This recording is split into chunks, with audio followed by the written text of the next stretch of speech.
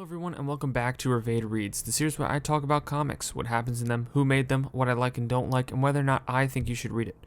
It's like a mix between a reaction video, a podcast, maybe even a tiny bit of ASMR meant to give you the gist of a comic while leaving enough for you to discover on your own. Today I'll continue to read through the Walking Dead comic series with Volume 5, The Best Defense, and I've got a sneaking suspicion that we are about to be introduced to the series' first major antagonist because I really don't know where the comic goes from here. But just as a warning, this is a very violent, gruesome series, which you should be able to tell by now.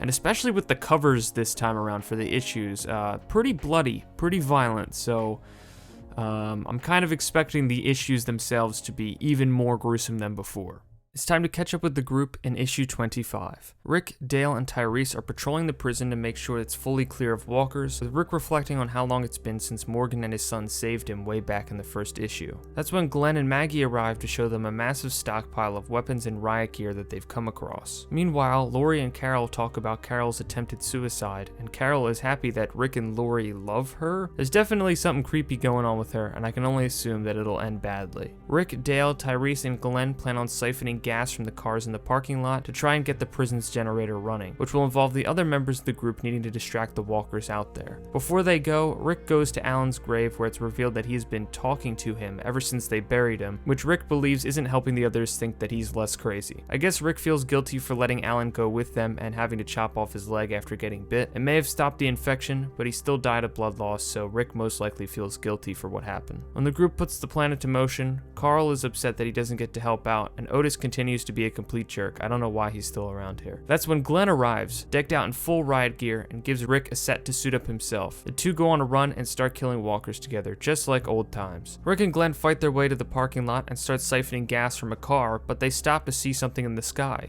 A helicopter. An interesting start to this volume. Mainly, it's nice to see that Glenn is actually doing things, since I feel like he hasn't had anything meaningful to do since Volume 1. And the helicopter at the end definitely sets up some interesting things in the next issues. Let's see what happens with that helicopter in issue 26. Seeing the helicopter begin to fall in the distance, Rick rushes back to the group to tell them what happens. Michonne, who already has her sword back, is ready to go with Rick and see what's up, and Glenn arrives in a car for them to drive to the crash site. Tyrese asks if they want him to come, but Rick says to stay there and tell Lori what's going on.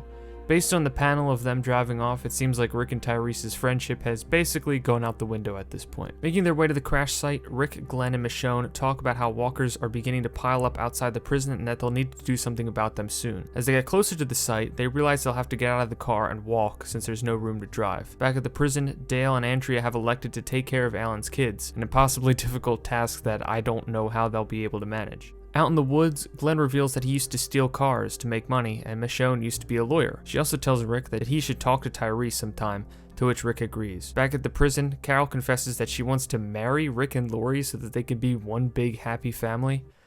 I don't even know what to say about that. When the three finally reach the helicopter, they discover numerous footprints, but no walkers or bodies lying around, meaning someone else got there first. Okay, things are beginning to get kind of creepy with Carol. She's definitely losing it, if not already gone completely crazy. And it also looks like we're going to be meeting another group of survivors soon enough. I can only assume what weirdness will ensue in issue 27. Rick, Glenn, and Michonne discover car tracks leading to a town called Woodbury and decide to walk to it, even though that means they won't be returning to the prison soon. In the prison, Lori rejects Carol's absurd proposal, and Tyrese and Axel stay up late waiting for the three to return. As night falls, the group wonder about how the world has changed, worry about the three who haven't returned yet, and consider their new responsibilities. Just when Rick, Glenn, and Michonne think they're reaching a dead end and are about to be surrounded by walkers, the night sky is lit up by gunfire all around them, and they are taken into the Woodbury settlement, with their guns removed too.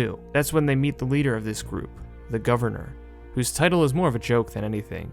He has a friendly demeanor and gives the three a tour of the town. As they walk through the town, Michonne lies about where they're from to avoid this potentially hostile group from finding their home. The governor seems friendly enough until he takes them to a makeshift gladiator arena with chained up walkers. The governor explains that to entertain the people of his community and that the walkers aren't so dangerous since they are kept fed. When Rick asks them what they've been feeding him, the governor replies, "Well, stranger, we're feeding them strangers." We're halfway through, but things have already gotten pretty bad. If it wasn't obvious, the governor isn't that great of a guy, but things are only going to get worse from here. Let's see some crazy zombie action, I'm assuming, in issue 28. In true comic book villain fashion, the governor tells Rick and friends his plans, that his men tortured the helicopter survivors, discovering that they came from a small group in a news station in Atlanta, and that they all turned on each other. They ended up killing the other survivors for not having anything useful on them, and fed them to the walkers. As the governor explains, the people need something more than books and other forms of entertainment. They need a leader to truly distract them. It also turns out that the governor saw right through their lies and plans on raiding wherever it is that they're from for all that they have. Rick continues to lie, so to prove just how serious he is, the governor chops off Rick's hand. Michonne then pounces on the governor, biting his ear off, but that only made things worse. Michonne is taken away for the governor specifically. Glenn is kept in a cage just outside the walkers' feeding area, and Rick is brought to a doctor so that he can be kept alive so that the interrogation can pick up again later. After the governor leaves, we see that the doctor clearly understands just how terrible of a person he is, meaning that not everyone in this new town is psychotic. With Michonne captured, the governor then goes on to, you know what? Nope, I can't show that. Your mind can just fill in the blanks. As Rick awakens in this hospital bed, the reality of his situation sinks in. His right hand is gone. This series somehow just amped up its violence. I mean, I think it speaks for itself at this point. Not really for weak stomachs, I'll say that much. Prepare for more misery in issue 29. And misery you shall receive. Where do I even start with this one? We spend a lot of time with the governor, seeing his day-to-day routine. Walking around town, being all buddy-buddy with the oblivious members of his community, keeping his zombified daughter chained up in his house, staring at his collection of zombified heads in jars, continuing to torture Glenn and Michonne.